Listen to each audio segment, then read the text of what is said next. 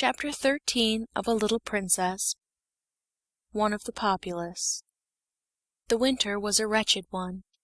There were days on which Sarah tramped through snow when she went on her errands. There were worse days when the snow melted and combined itself with mud to form slush.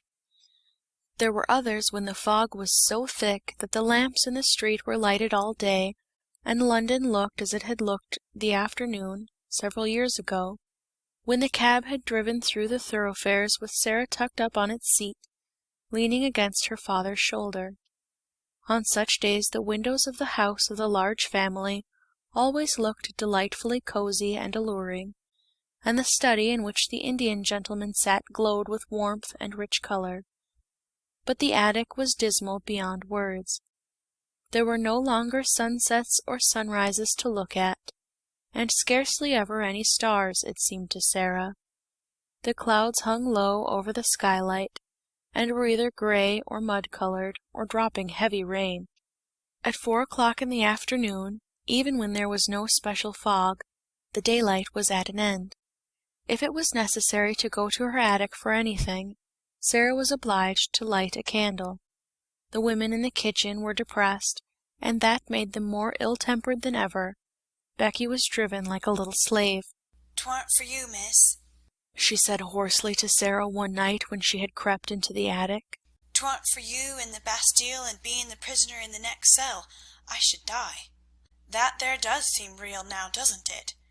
The missus is more like the head jailer every day she lives. I can just see them big keys you say she carries. The cook, she's like one of them under jailers. Tell me some more, please, miss. Tell me about the subterranean passage we've dug under the walls." "I'll tell you something warmer," shivered Sarah.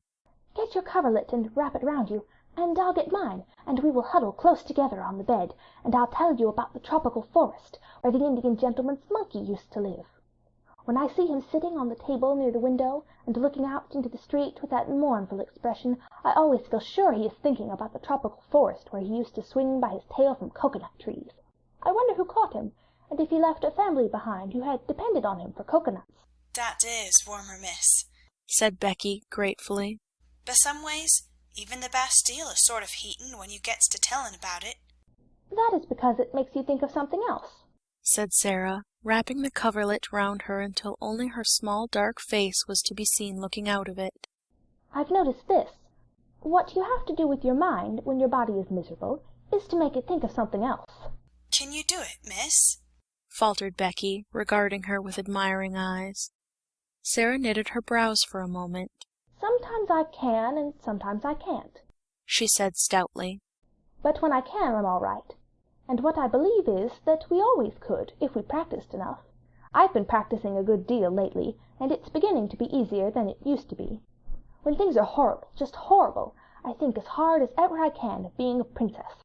I say to myself, I am a princess, and I am a fairy one, and because I am a fairy nothing can hurt me or make me uncomfortable.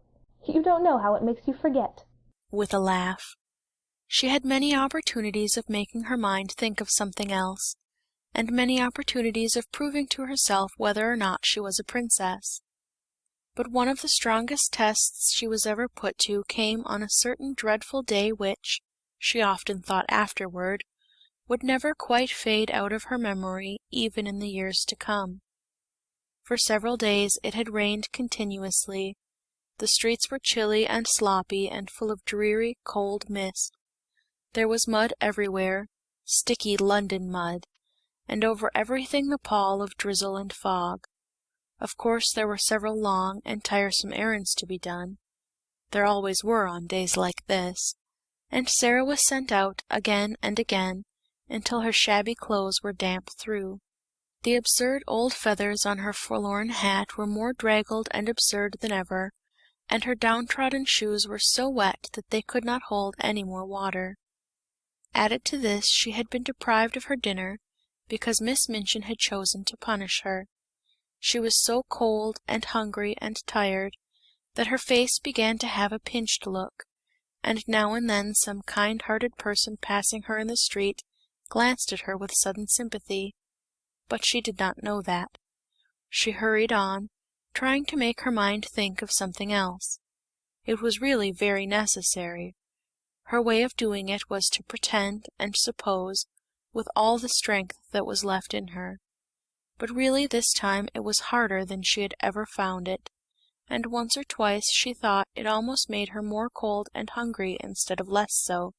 But she persevered obstinately, and as the muddy water squelched through her broken shoes, and the wind seemed trying to drag her thin jacket from her, she talked to herself as she walked, though she did not speak aloud or even move her lips. "Suppose I had dry clothes on," she thought. "Suppose I had good shoes, and a long thick coat, and merino stockings, and a whole umbrella. And suppose, just when I was near a baker's where they sold hot buns, I should find sixpence, which belonged to nobody. Suppose, if I did, I should go into the shop and buy 6 of the hottest buns, and eat them all without stopping." Some very odd things happen in this world sometimes. It certainly was an odd thing that happened to Sarah. She had to cross the street just when she was saying this to herself. The mud was dreadful. She almost had to wade. She picked her way as carefully as she could, but she could not save herself much. Only, in picking her way, she had to look down at her feet and the mud, and in looking down, just as she reached the pavement, she saw something shining in the gutter. It was actually a piece of silver, a tiny piece trodden upon by many feet, but still with spirit enough left to shine a little. Not quite a sixpence, but the next thing to it, a 4-penny piece. In 1 second it was in her cold little red and blue hand. "Oh!" she gasped. "It's true! It's true!" And then, if you will believe me, she looked straight at the shop directly facing her. And it was a baker's shop, and a cheerful, stout, motherly woman with rosy cheeks was putting into the window a tray of delicious, newly baked hot buns, fresh from the oven. Large, plump, shiny buns with currants in them. It almost made Sarah feel faint for a few seconds. The shock, and the sight of the buns, and the delightful odors of warm bread floating up through the baker's cellar window. She knew she need not hesitate to use the little piece of money. It had evidently been lying in the mud for some time, and its owner was completely lost in the stream of passing people who crowded and jostled each other all day long. "But I'll go and ask the baker woman if she has lost anything," she said to herself rather faintly. So she crossed the pavement and put her wet foot on the step. As she did so she saw something that made her stop. It was a little figure, more forlorn even than herself, a little figure which was not much more than a bundle of rags, from which small, bare, red, muddy feet peeped out, only because the rags with which their owner was trying to cover them were not long enough. Above the rags appeared a shock head of tangled hair, and a dirty face with big, hollow, hungry eyes. Sarah knew they were hungry eyes the moment she saw them, and she felt a sudden sympathy. "This," she said to herself with a little sigh, "is one of the Populace, and she is hungrier than I am." The child, this one of the Populace, stared up at Sarah and shuffled herself aside a little, so as to give her room to pass. She was used to being made to give room to everybody. She knew that if a policeman chanced to see her, he would tell her to move on. Sarah clutched her little 4-penny piece and hesitated a few seconds. Then she spoke to her. "Are you hungry?" she asked. The child shuffled herself and her rags a little more. "Ain't I just," she said in a hoarse little voice. "Just ain't I?" "Haven't you had any dinner?" said Sarah. "No dinner, More hoarsely still, and with more shuffling. nor yet no breakfast, nor yet no supper, no nothin'." "Since when?" asked Sarah. "Dunno, never got nothin' to-day, nowhere, and I've asked and asked." Just to look at her made Sarah more hungry and faint. But those queer little thoughts were at work in her brain, and she was talking to herself, though she was sick at heart. "If I'm a princess," she was saying. "if I'm a princess, when they were poor and driven from their thrones, they always shared with the Populace. If they met one poorer and hungrier than themselves, they always shared. Buns are a penny each. If it had been sixpence I could have eaten 6. It won't be enough for either of us. but it will be better than nothing. Wait a minute, she said to the beggar child. She went into the shop. It was warm and smelled deliciously. The woman was just going to put some more hot buns into the window. if you please. Said Sarah, Have you lost fourpence? A silver fourpence? and she held the forlorn little piece of money out to her. The woman looked at it and then at her intense little face and draggled, once fine clothes. Bless us, no. She answered. Did you find it? Yes, Said Sarah. in the gutter. Keep it then. Said the woman. It may have been there for a week, and goodness knows who lost it. You could never find out. I know that, Said Sarah. but I thought I would ask you. Not many would. Said the woman, looking puzzled and interested and good-natured all at once. Do you want to buy something? She added, as she saw Sarah glance at the buns. 4 buns, if you please. Said Sarah. Those at a penny each. The woman went to the window and put some in a paper bag. Sarah noticed that she put in 6. I said 4, if you please. She explained. I have only fourpence. I'll throw in 2 for make weight. Said the woman, with her good-natured look. I dare say you can eat them sometime. Aren't you hungry? A mist rose before Sarah's eyes. Yes, She answered. I'm very hungry, and I'm much obliged to you for your kindness, and She was going to add, there is a child outside who is hungrier than I am. but just at that moment 2 or 3 customers came in at once, and each one seemed in a hurry, so she could only thank the woman again and go out. The beggar girl was still huddled up in the corner of the step. She looked frightful in her wet and dirty rags. She was staring straight before her with a stupid look of suffering, and Sarah saw her suddenly draw the back of her roughened black hand across her eyes to rub away the tears, which seemed to have surprised her by forcing their way from under her lids. She was muttering to herself. Sarah opened the paper bag and took out one of the hot buns, which had already warmed her own cold little hands a little. See, She said, putting the bun in the ragged lap. this is nice and hot. Eat it, and you will not feel so hungry. The child started and stared up at her, as if such sudden, amazing good luck almost frightened her.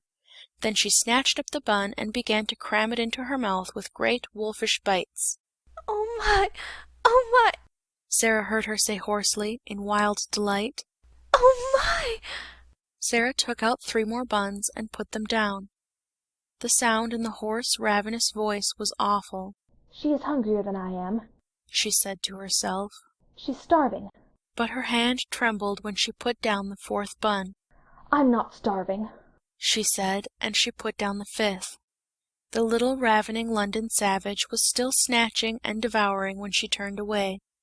She was too ravenous to give any thanks, even if she had ever been taught politeness, which she had not. She was only a poor little wild animal.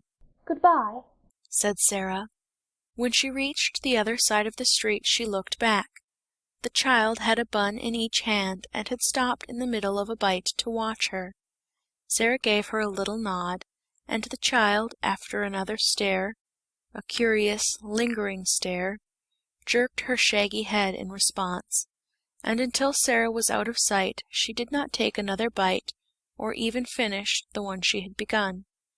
At that moment the baker woman looked out of her shop window. Well, I never! She exclaimed.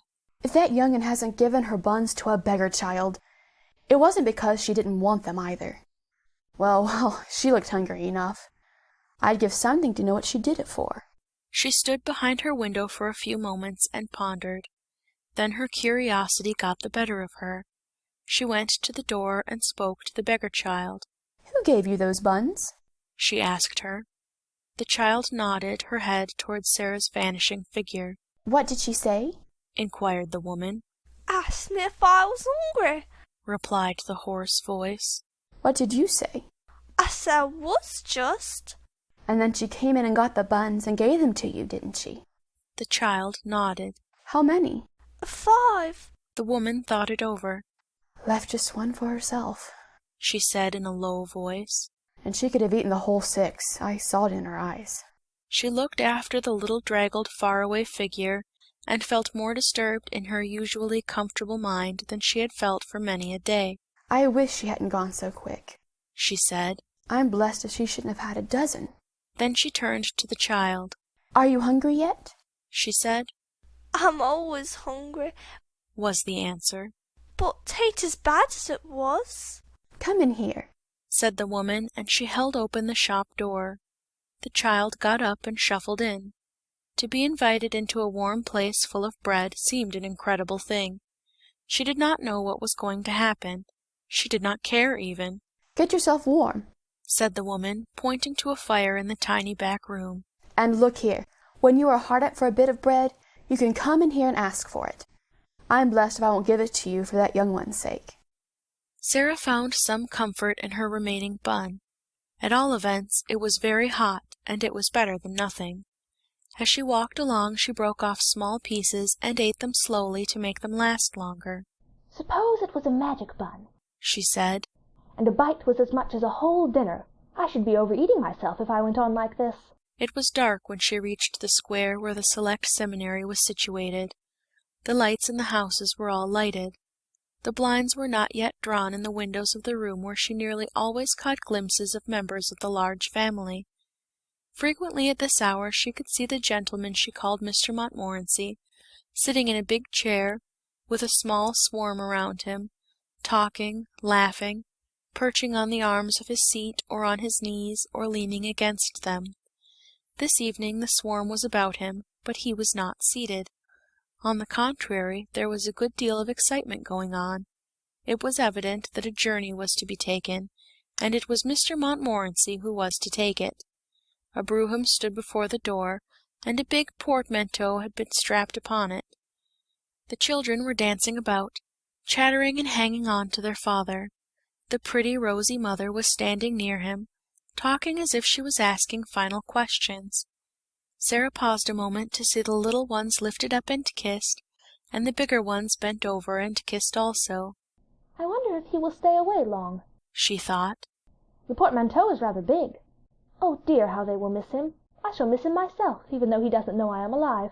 When the door opened she moved away, remembering the sixpence.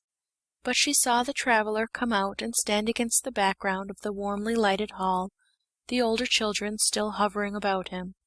Will Moscow be covered with snow? said the little girl Janet. Will there be ice everywhere? Shall you drive in a drosky?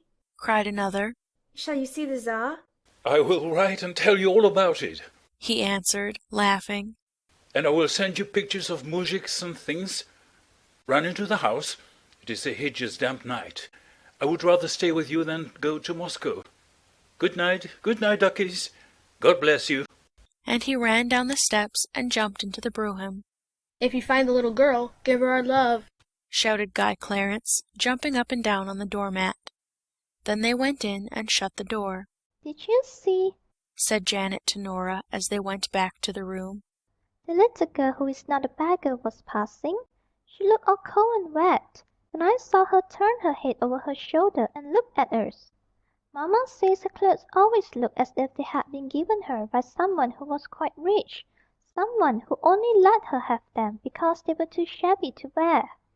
The people at the school always send her out on errands on the horridest days and nights there are.